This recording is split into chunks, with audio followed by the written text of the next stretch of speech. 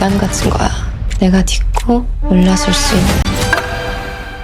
친애하는 X56화 보고 왔습니다. 이번 화도 아주 눈이 즐거웠어요. 드디어 허인강이 등장했습니다. 그리고 배가지는 또 자신만의 계단을 만들기 시작하죠. 허인강이랑 뭘 어쩔 생각인데. 딱 1년만 연애할 거니까 너가 도와줄 거지. 56화에서는 게임의 판을 짜고 실행하는 배가지의 모습을 보여줬는데요. 경계심이 많은 허인강을 어떻게 유혹하는지, 동시에 또 새롭게 나타난 X들을 처리하는 모습까지 전개가 굉장히 빨랐고, 빌런들에 지지 않는 아진의 모습도 참 통쾌하기까지 했습니다. 5화는 레드카펫의 눈부신 조명 속에 배가진과 허인강이 나란히 등장하는 장면으로 시작합니다. 이렇게 배가진은 대중들의 지지를 받으면서 자신을 드러내고 있습니다. 한편 술 취한 레나가 허인강이 집에 찾아옵니다. 이미 이 둘은 헤어진 사이인데 레나가 일방적으로 찾아오는 관계죠. 이 장면에서 중요한 건 레나는 아직 허인강을 포기하지 못했고 아진은 그 틈새를 노리고 있다는 점이죠. 평소에도 아진을 못마땅하게 여겼던 레나는 연기를 빌미로 괴롭히기 시작합니다. 아진은 역시 불쌍한 척하고요. 이 소식을 들은 서 대표는 촬영장에 나타나서 레나에게 조용히 경고를 합니다. 음주운전 기록을 가지고 있다고 협박을 하죠. 역시 원작과는 달리 서 대표의 캐릭터가 훨씬 무섭고 좀 탐욕스럽게 각색된 것 같습니다. 그 모습을 지켜보던 아진은 서 대표가 배우들의 약점 파일들을 가지고 있다는 얘기를 매니저를 통해 듣게 됩니다. 서 대표도 아진의 약점을 잡고 있죠. 한편 외국에서 돌아온 준서는 공동정범이라는 책으로 성공을 하고 여전히 아진을 그리워하고 있죠. 그래서 아진의 촬영장에 찾아가게 되는데 그곳까지 쫓아온 엄마는 준서를 끌고 나갔고 그 장면을 본 레나는 이미 준서와 아진의 관계를 의심하기 시작하죠. 준서의 엄마는 아진의 소속사의 막무가내로 쳐들어가서 서 대표와 대면하죠. 그리고 서 대표에게 우리 남편은 그 애 때문에 죽었어요 라고 말합니다. 서 대표는 눈 하나 깜짝 안 합니다. 하지만 준서 엄마의 이 말이 굉장히 중요하죠. 당신도 언젠가 잡아먹힐 거예요. 이건 복선이 아닐까요? 1화에 나왔던 또 다른 아진의 살인 계획은 바로 서 대표를 죽이려는 계획 같습니다. 그리고 원작에 없는 아주 재미있는 장면이 나옵니다. 배가진의 플레이를 제대로 보여준 장면. 일단 아진은 서 대표의 서랍 속에 족수의 파일을 노리고 있고요. 레나는 아진을 자극하기 위해서 준서와 낭독회를 마련하고 준서를 이용해서 아진의 뒤를 캐내려고 합니다. 아진은 매니저가 알려준 대로 서 대표의 사무실에 침입해서 자신의 파일을 꺼내려고 하고요. 하지만 레나는 먼저 자료를 선해놓고 아진에게 무릎을 꿇으라고 합니다. 하지만 아진은 무릎을 꿇지 않습니다. 그러자 레나가 아진을 마구 때려요. 그런데 여기서 반전이 있었어요. 아진은 이 모든 상황을 예상했던 겁니다. 레나의 끈앞풀이 아진의 매니저였고 아진은 이것을 알아챈 뒤에 오히려 레나가 자신을 때리도록 판을 짠 거죠. 그리고 그 영상을 매니저가 촬영하게 했습니다. 그리고 창립 기념 파티에서 그 영상을 재생을 해버리고 레나에게 앞으로 잘 지내자며 그렇지 않으면 이 영상을 여론에 뿌리겠다고 협박을 합니다. 그리고 새로운 X가 등장합니다. 바로 예전에 아진을 조사했던 비리 형사 박대호. 불안해진 아진은 준서를 찾아갑니다. 그렇게 둘은 함께 밤을 보내고 준서가 잠시 자리를 비운 사이 준서의 엄마가 찾아옵니다. 그리고 아진을 또 못살게 굴기 시작하죠. 뒤늦게 그 모습을 본 준서는 죄책감에 아진을 다시 지켜주려고 하고 아진의 계획은 더 강력한 힘을 얻습니다. 그리고 아진은 허인강의 아픈 지점을 파악해서 허인강을 유혹할 계획을 실행해왔죠. 공황장애, 알코올 중독, 외할머니에게 의지하는 삶. 아진은 할머니와 우연한 만남을 계획해서 허인강의 관심을 얻습니다. 그리고 제일 중요한 인강이 오랫동안 가지고 있던 마음의 짐을 덜게 해주었죠. 허인강은 처음엔 의심을 심하게 합니다. 하지만 아진이 자신의 짐을 덜어주었기에 그녀에게 사과를 하고 아진과 식사 약속을 잡습니다. 아진은 재호에게 부탁을 하죠. 인강이 제 시간에 약속 장소에 도착하지 못하게 해달라고요. 재호는 몸을 던져 인강이 약속 시간에 늦게 만들었고요. 결국 약속 장소에 한참 늦게 나타난 허인강. 아진은 미안해해서 어쩔 줄 몰라 하는 인강에게 목도리를 둘러주며 따뜻하게 말합니다. 그리고 허인강은 완전히 아진에게 빠져들고 키스를 합니다. 정말 완벽한 설계입니다. 허인강은 처음 아진에게서 자신이 가장 약했던 지점을 정확히 건드리는 것에 적대감을 심하게 느꼈어요. 공황장애와 죄책감, 외로움, 버림받을 것 같은 두려움. 하지만 그 결핍을 어머니와 같은 넓고 따뜻함으로 덮어주는 사람에게 사람은 쉽게 흔들릴 수밖에 없죠. 우리도 그렇잖아요. 마음에 가장 크게 걸린 짐 하나가 해결되면 뜻밖의 안도감이 휘몰아치죠. 그 안도감으로 세상도 사람도 다 아름다워 보이기까지 하고요. 허인강도 그러지 않았을까요? 자신에게 그런 세상을 준 사람이 바로 백아진. 그리고 이건 아진의 오래된 방식입니다. 주로 죄책감을 활용하죠.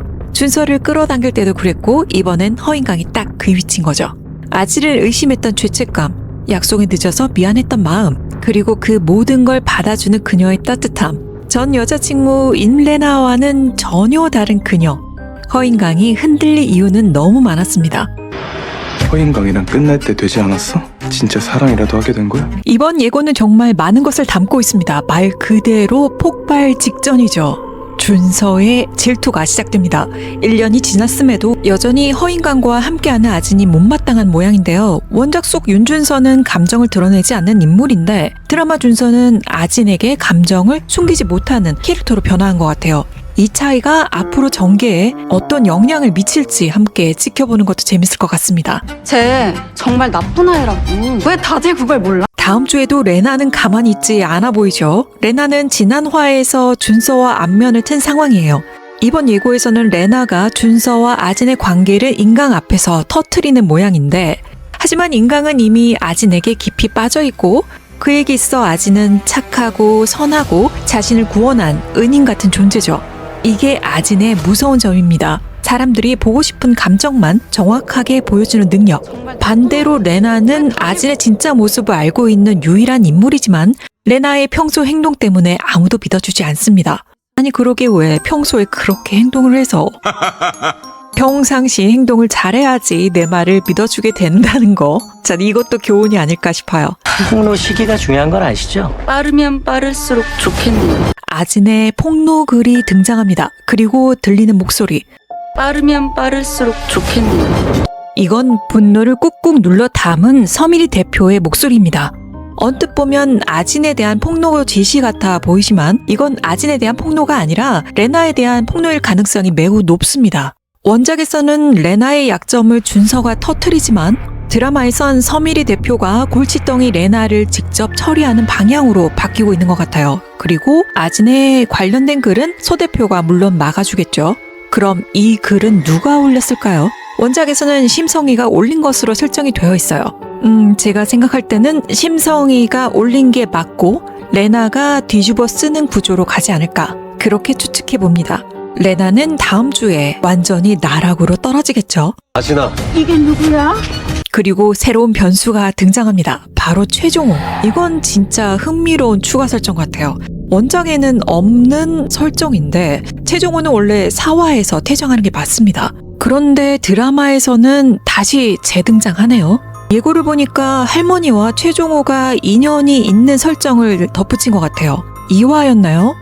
할머니가 소매치기를 당했을 때 최종호가 지갑을 주워주고 그래서 둘은 서로 알고 있었던 것 같습니다. 그런데 최종호가 할머니와 백아진이 같이 있는 그 장소에서 맞닥뜨리게 되는 거죠. 의심의 눈초리로 백아진을 바라보는 최종호. 사실 최종호는 아진이 자신에게 죄를 덮어 씌운 것이 의도적으로 했는지에 대한 증거는 없는 상태이기 때문에 의심만 하고 있는 정도. 단정을 짓지 못하는 그 상태가 아닐까요? 원작에서의 최종호는 정말 말 그대로 맑은 사람이거든요. 사람의 속을 꿰뚫어 보진 못하는 성격입니다. 하지만 드라마에서는 어떻게 될지 알 수가 없는데 최종호는 아진의 X가 될까요? 하지만 이건 하나는 확실해 보입니다. 아진의 주변 사람이 죽어가는 것을 보고 아진의 폭로 다큐가 방송이 될 때 증인으로 나올 것 같아요. 내가 경고했잖아. 건들지 말라고. 그리고 허인광의 붕괴가 시작됩니다. 예고 속에서 가장 강렬한 준서의 대사. 진짜 너가 그랬어. 이건 인강에 대한 이야기일 가능성이 큽니다. 이 장면에서 보면 할머니가 다음 주에 원작대로 돌아가실 것으로 보이는데요. 인강에게 있어서 가장 소중한 사람은 할머니와 남동생뿐입니다. 그런데 버팀목인 할머니가 돌아가시자 인강의 정신도 함께 무너지게 되겠죠. 아지는 이렇게 흔들리는 허인강을 여태까지 해온 대로 따뜻하게 대해주겠죠. 그래서 인강은 이 여자 없으면 난 죽을 수도 있다라는 감정에 아진에게 중독되어 버릴 것 같아요. 원작대로라면 인강은 아진에게 줄 반지를 사러 가게 되고 그 모습을 임 기자에게 들키게 되고요. 결혼설이 터지게 되거든요. 때마침 아진은 아주 중요한 작품에 들어가야 하는 상황이기 때문에 결혼설이 터지면 안 좋은 상황이죠. 아진은 방해가 되면 사람을 정리하는 성격입니다. 이제 인강에게 본 모습을 드러낼 때가 됐죠.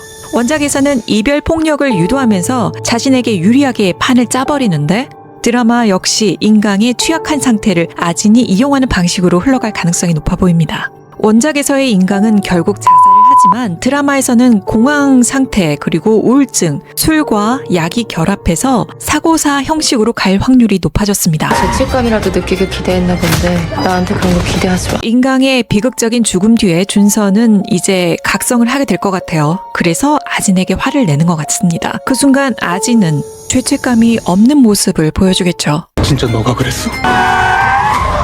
진아, 화를 내는 준서의 모습에 아진은 또 조급함을 느끼는 것 같습니다.